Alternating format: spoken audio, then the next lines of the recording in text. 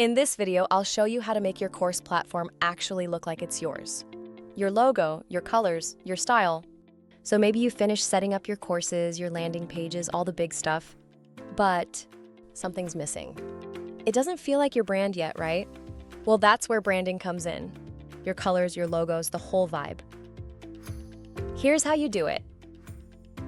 First, log into your platform and head over to your admin dashboard. Then click Branding and Theme. Now, by default, the platform comes in blue, red, and white, but you don't have to stick with that. You can pick one of the ready-made themes we've got here, or you can choose your own colors. When you pick a theme, you'll see a little preview, so you can get an idea of how it's going to look on your course sales page. Or if you're feeling fancy, you can have the AI generate a theme for you. Just hit Generate Theme, choose light or dark mode, describe the style you want, and boom, it'll create it for you. Once you've got something you like, click Apply Brand. Done. Your new colors are live. Here's a quick rundown of what each color setting means. Brand primary color. That's your header color. Brand accent color. The little highlight line under your menu tabs. Sales page banner color. Appears under the brand's primary color. This is where your main course title shows. Section title icon color. The icon next to each section title. List item icon color. The icons next to bullet points or lists. Brand footer color. No surprise, that's your footer.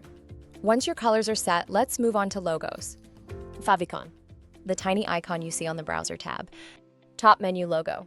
Goes right in your header before your menu. Footer logo, bottom left corner of your footer. Login page logo, right on your login/signup page. Social media default image, the image that shows up when you share your site on social. Next up, fonts. Want to change the default font? Grab the URL of the font you like, paste it in, add the name, hit Apply Brand, refresh, and you're good. And finally, custom CSS. This is where you can get really specific with your design. Click Edit Custom CSS, paste in your code, save, click Apply Brand, refresh, and your changes are live. So a quick recap. From admin, go to branding and theme. Pick your colors or let AI do it. Add your logos, set your font, and if you're feeling advanced, add custom CSS.